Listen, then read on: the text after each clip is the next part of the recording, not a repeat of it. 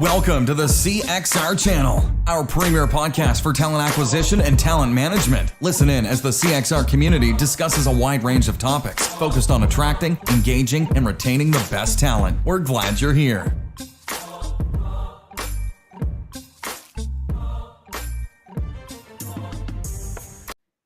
All right, Allison, welcome to the show.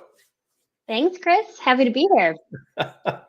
You're our pilot for some new technology, some studio stream technology. So we're very excited that you're our guinea pig. I love to be the guinea pig. This is fun. Yeah, we'll talk about EVP and work today, but I have to say the green room chat about dogs being way nicer than cats might be its own podcast all by itself. I think so. We could have like the pro cat people and the pro dog people and just like duke it out. I'm definitely on the side of pro dog though. They care much more about you than cats do, I think. They do. Well, we have heard this countless times, but if there's an accident and something happens in your home and you are left, like you die, right? Horrible. I know this is dark. We go dark real fast here, and you die. A dog will sit by you until someone comes to the house to save you, to come and check on you. A cat will eat your face. Yeah. Oh, it's a snack. It's a fresh snack. Yeah, exactly. Cat doesn't care. Yeah, cat will just eat you. It's fine. Yeah. No. So, Allison, I have known you for years, but for those who do not know who you are, why don't you give us what I like to call the escalator pitch? Why don't you tell us why we should want to get to know Allison Kruse and why we should listen to what you have to say today? So I'm somebody who has a passion for people, and that has driven my career since college. When I started off wanting to be a clinical psychologist, then didn't want to be anymore and thought, hey, recruiting, this is a way that I can help people and not be their therapist. So then fell in love with social media and the intersection of recruiting. I started doing employer branding before it was called that, before it's a thing. And now I am a global employer brand leader at Baxter and just freaking love my job. So. Oh my God, that's fantastic. So when you say global employment brand leader, what does that sort of mean in a nutshell for recruiters out there who don't really get to play in the brand space or maybe aren't sure? Like, what does that mean? What are you delivering on the daily? Yeah, so that means that I am measuring and activating our employer brand, which is our reputation as a place to work, as an employer of choice. And I am activating that, analyzing it, et cetera, across the employment life cycle, both internally and externally. So it's more than just marketing. It's just more than recruitment marketing. That's a part of it. But it's also engaging, our internal talent as well. So yeah, I'm kind of the steward of our brand. I love that. So it has been, I think, and I have a background in employment brand, but obviously I have been out of the practitioner circle for about 6 years now. But the last year and a half to 2 years for me have just seemed like a really interesting time to be an employment brand. Yeah. So I'll ask you a really loaded question. Allison, what have you been up to? What's been going on in your world for the last year?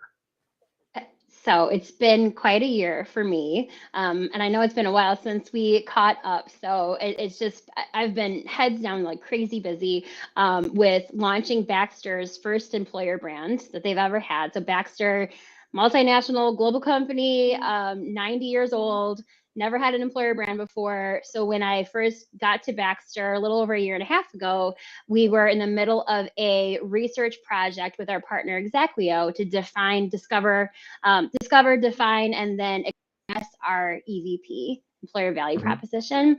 And that was like the first time, that Baxter had ever invested in this and looked at it. And so we launched our employer brand on January 21st, 2021.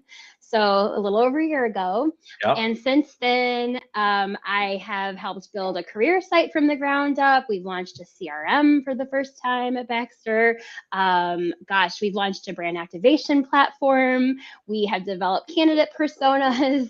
And then we also acquired a company, no big deal. So, which was like a second brand launch in December.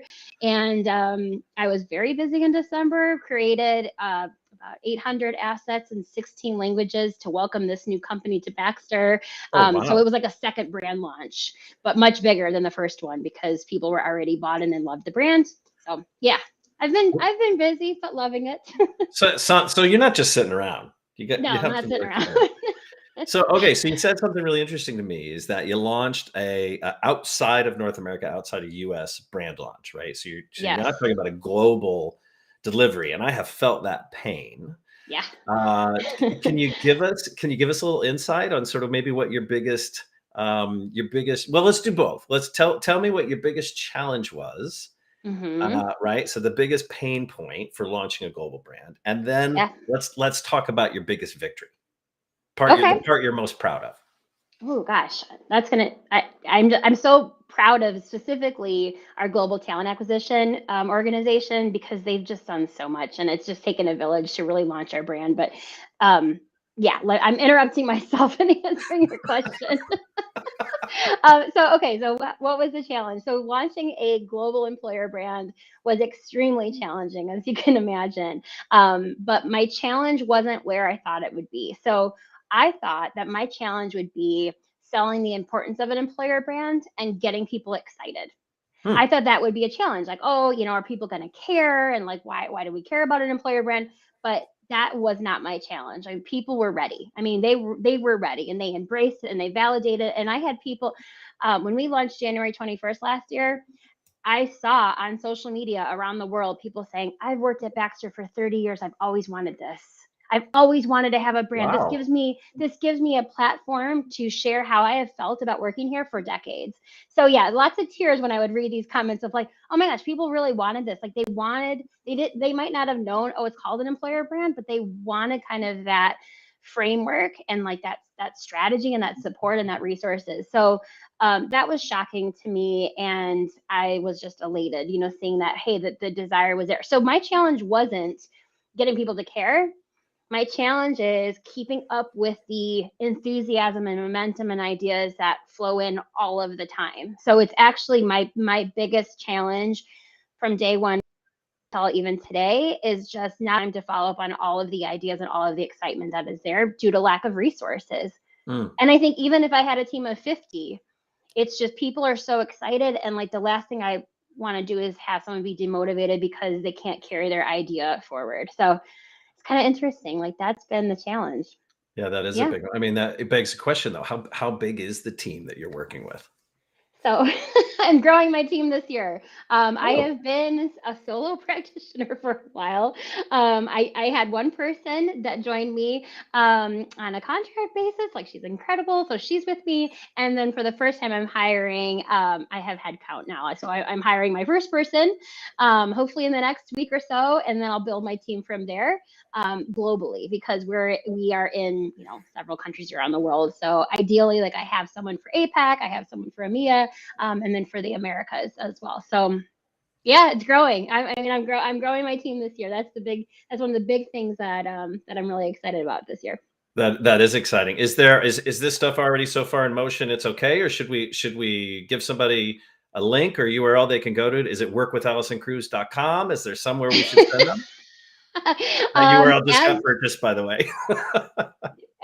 no, as the roles open up, I will definitely make a big splash on LinkedIn. So for everybody listening, please connect with me on LinkedIn. That would be great. But yeah, I will for sure be posting these roles as they open up. Nice. Well, look, so we talk about not just team growth, but launching brand in different markets and people being excited and having the Yeah, infrastructure to support that, right?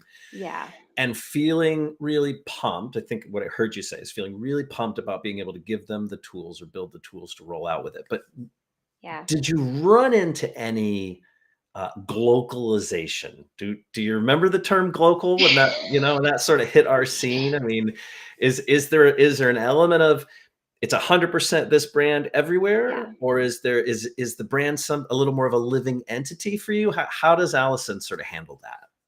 Yeah, so that has been challenging for me because it's really important to me that like I'm never demotivating somebody who's excited and wants to, be a brand ambassador. I mean, that's the last thing I want to do, but at the same time, I do have to be protective of the brand as well, especially a new brand. It's still in a fragile state, in some areas, right, where I have to be protective of it.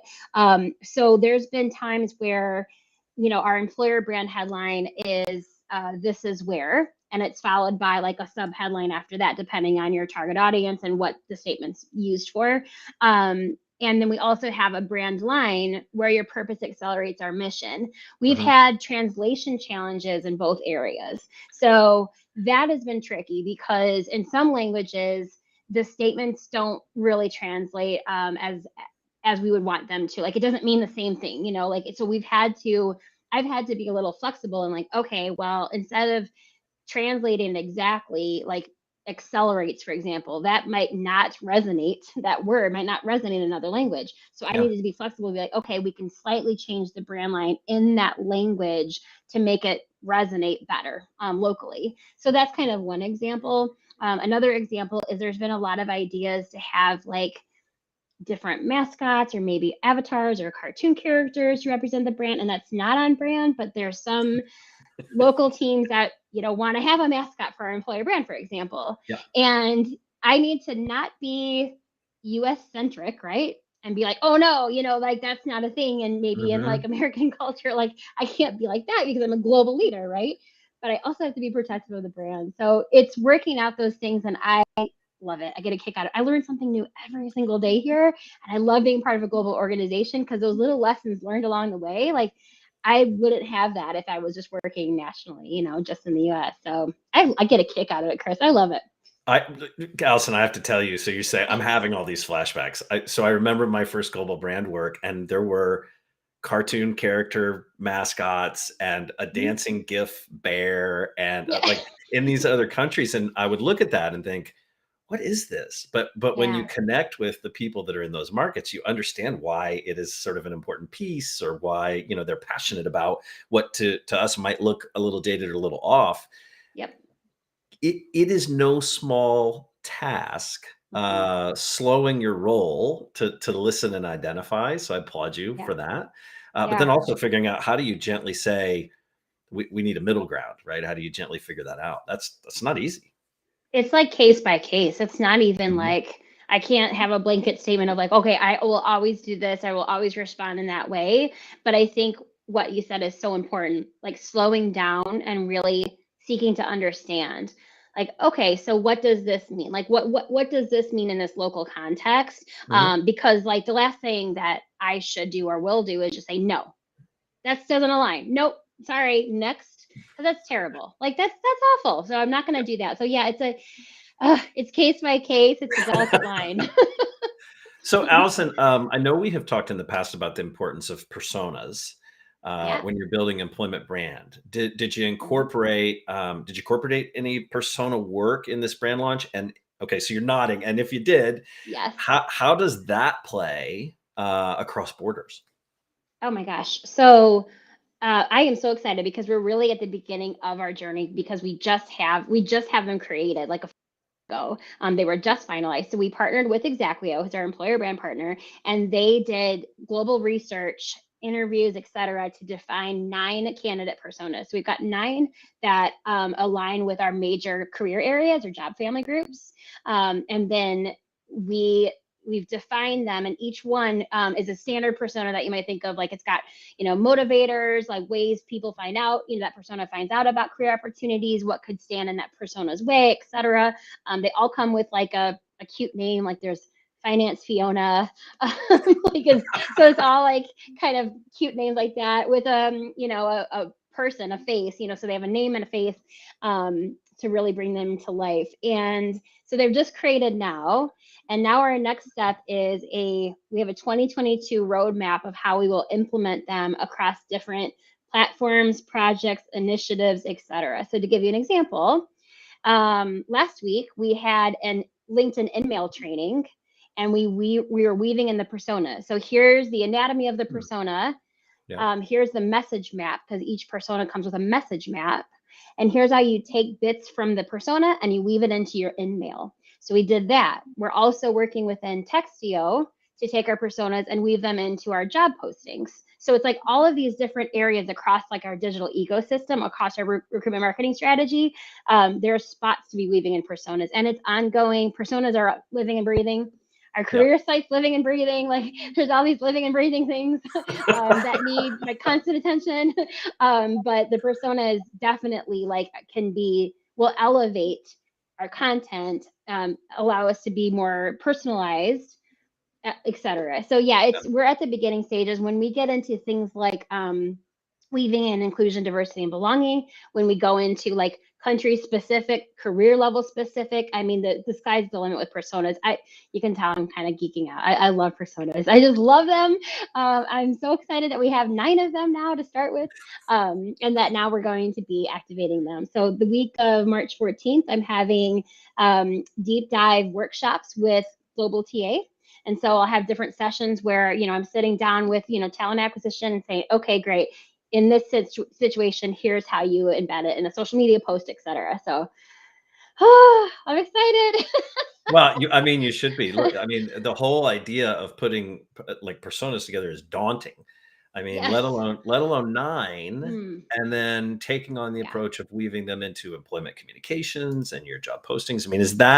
Is that something by and large you do with your small but mighty team? Or, how much do you have to rely on a Susan Lamott, like the Xactwio team, who are fantastic, by the way, but how much do you rely on them for that? So so first of all, we wouldn't have personas without them because they're incredible. And Susan's incredible. Her team's incredible. Jackie is incredible. And so the personas, our first step with the personas was just validating them. So I've met with different people across the org, like, hey, does this make sense? Like, does this persona, is there any holes you want to poke into them? So we refine them a little bit, just a little bit based on kind of talking to hiring managers or TA or whatever.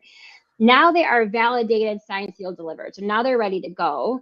Xactwio helped put together a quick start guide, and I loved how they did it. They actually built it in Canva and then sent me like an editable version of the guide, because the guide this is like my phrase of the day, living and breathing, right?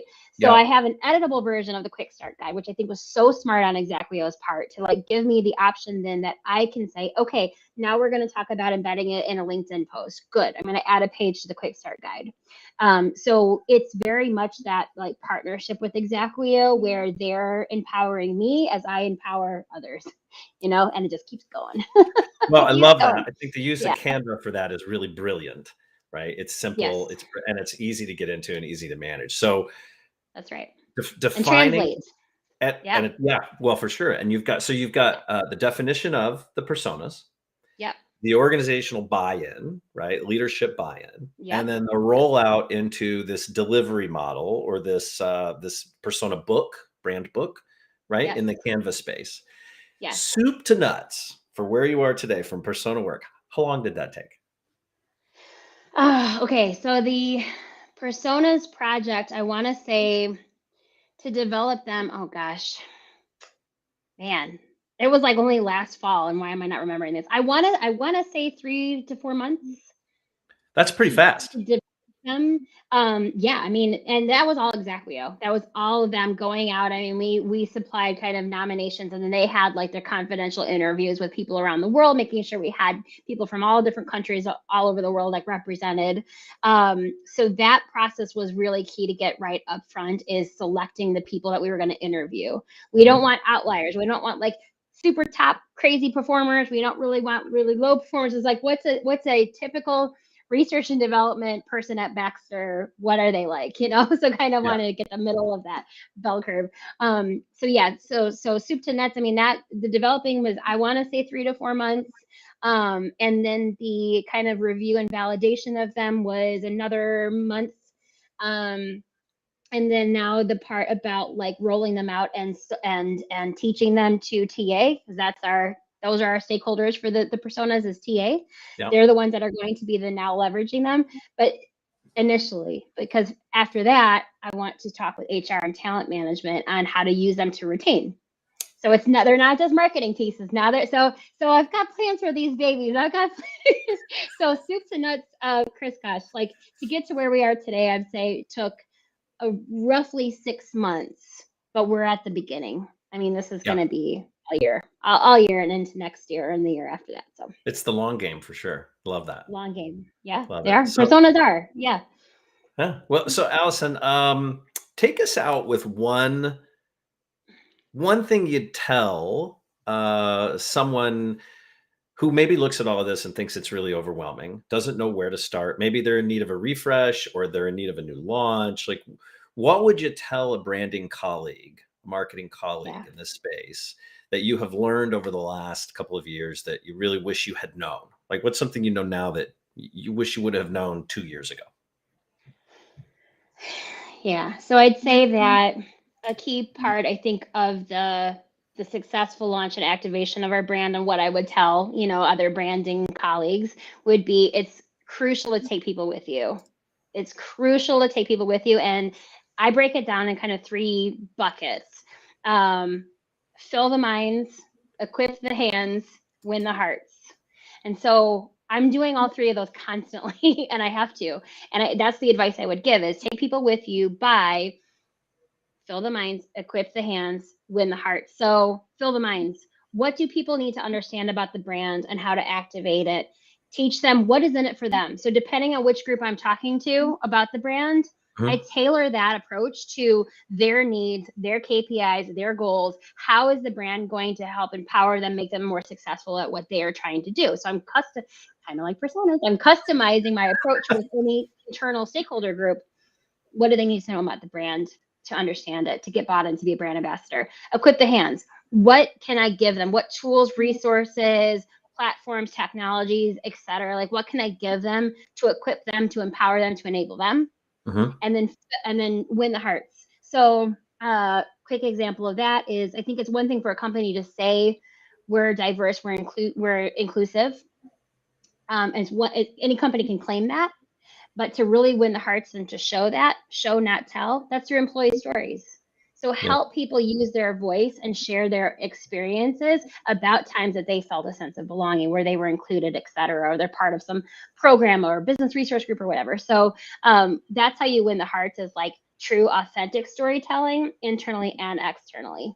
Also, you can win the hearts with data. So show somebody how to see the analytics on their own LinkedIn post, for example. Like, holy crap, like, look at the analytics on my own LinkedIn post. That's great. Show them career site data, show them time to fill, show them whatever, whoever your audience is. But kind of, you could win the hearts also with data. I love it. Minds, hands, and hearts. It's wonderful. Yes.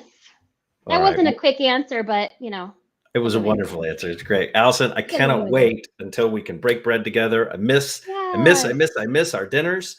And catching up with everybody. So I look forward to that soon. Thank you so much for your time today. This has been a really fun conversation. I appreciate it. It's been so fun. Thanks for having me, Chris. You bet. Always, always happy to have you on the show. Thank you.